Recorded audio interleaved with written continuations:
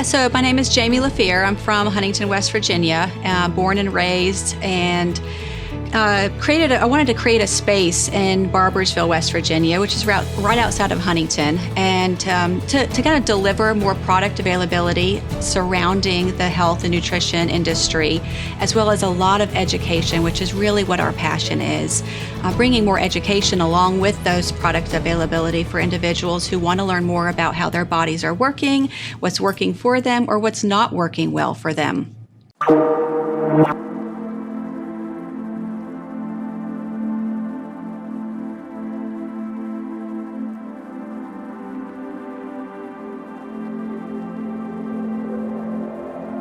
So diabetes is a pretty serious disease, and there's different types of diabetes as well, which we can cover. But diabetes is when your body is not processing or functioning well around insulin.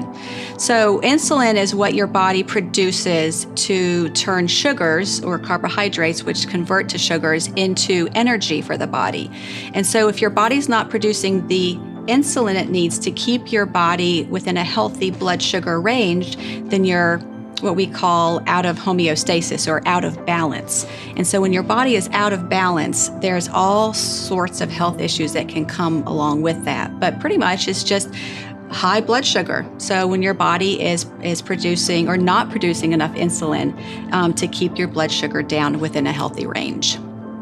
And you say there are two types of diabetes? Can you explain those? Yeah, so there are two main types of diabetes. There's type 1 diabetes and there's type 2 diabetes.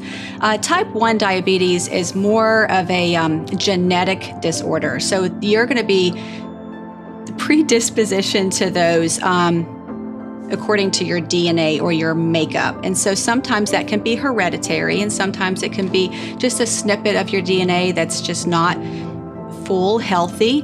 And then there's type 2 diabetes, which we have more of a control over. So there are things that we can do in our environment or our lifestyle that can alter that for the direction of your health that we can do in a day-to-day lifestyle changes so that we can avoid or we can help to get rid of type 2 diabetes. So type 1 and type 2 diabetes can have very similar symptoms. However, type 1 diabetes, you're going to have more severe severity of the symptoms. So that can be everything from headaches. We see really just this thirst, so you're thirsty, you're drinking gallons of water and you just cannot get enough water. We see in children or young children a lot of bedwetting, so they lose control of their bladder pretty much. But it can be lethargic, lots of weight loss because your body, again, is not functioning properly. It doesn't have the tools it needs to be healthy. And then in type 2 diabetes, even though some of those symptoms can be overlapping, a lot of people don't even notice them because they're not as severe. You'll see a lot of weight gain also with type 2 diabetes. And again, that's because your body cannot keep up with the insulin production.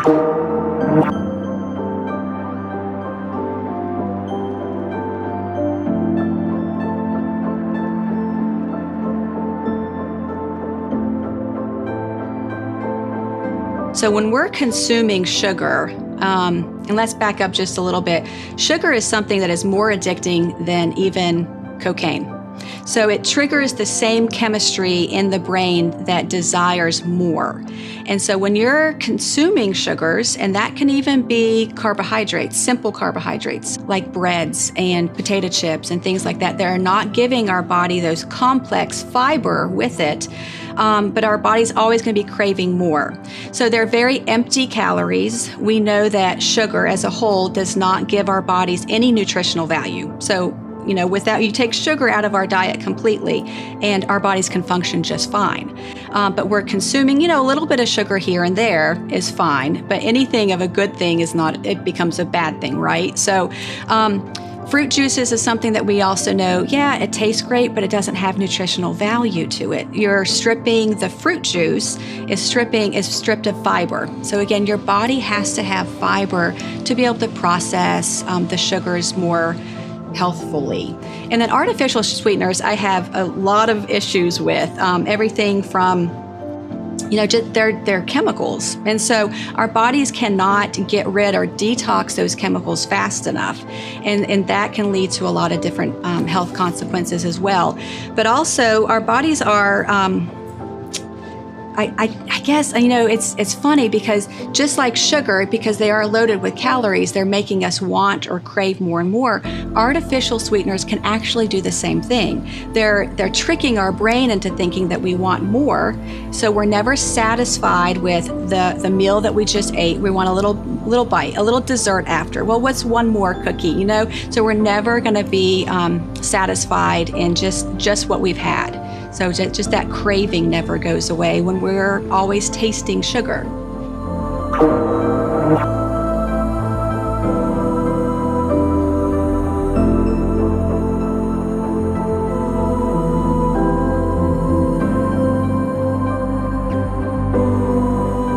I hate to pick on a well-known ingredient, aspartame, but aspartame is something that's been banned from over 50 other countries. And you stop and think, well, why?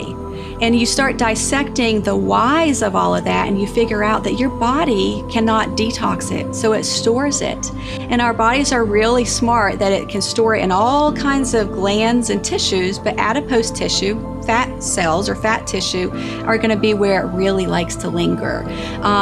We also see a makeup or holding on to aspartame and those artificial ingredients in glands that are actually at the base of our skull and the top of our spine. So we see a lot of cancers from that as well. So if we can just remove those things that our bodies cannot identify, we're going to be healthier overall. We're going to feel better. We're going to have more energy. But again, I understand, because sugar and that sensation or desire of wanting more all the time it's a hard habit to kick. And once again, more addicting than even cocaine.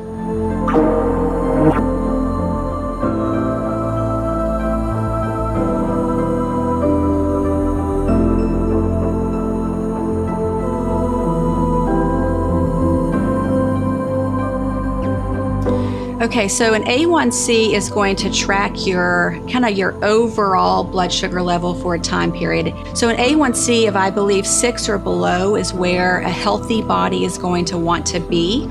Somebody who may be struggling with the beginning stages of diabetes may find themselves at a 7 or so, and then struggling with, the ups and downs, the peaks and valleys of the blood sugar. So you're not staying within healthy ranges. Your blood sugar is not staying, 100 is kind of going to be the goal.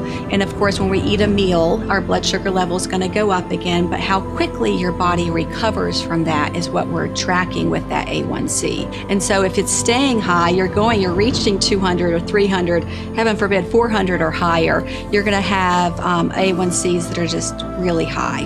8, 9s are going to be really high. And it's a huge red flag for your overall health and long-term health and longevity. If an individual that we're working with truly wants to make changes and they don't want to live with a disease, then I think there's a lot of dietary issues. So we're going to be consuming lots more of protein, lean protein, so lots of fish, chickens, things like that.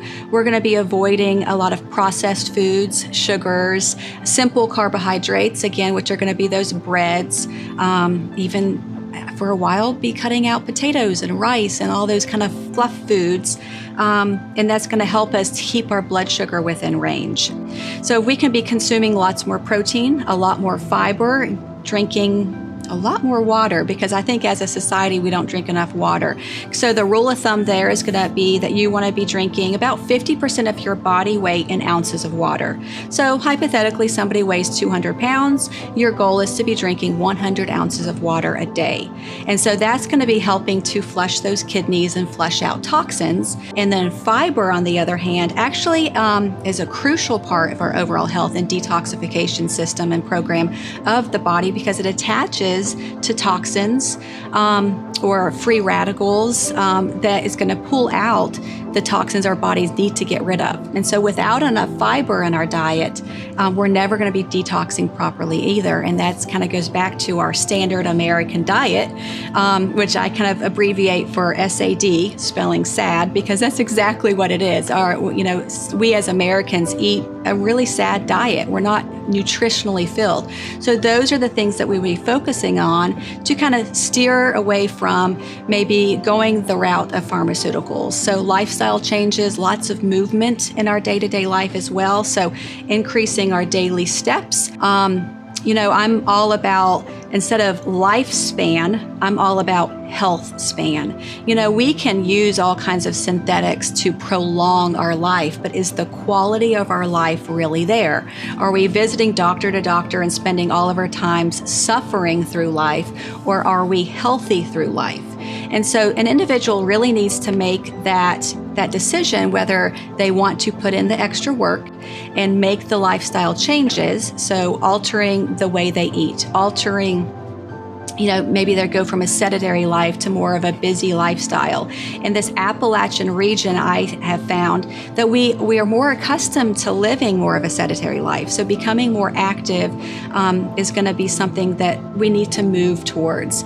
So it really depends on the individual, depends on their dedication, their motivation for change. And so, like I said, there is a time and a place for all of those medications, but striving for better lifestyle long term is going to get us to a place where we're going to want to live. We're going to want to have more energy so that we want to go out and do more things and live more healthfully.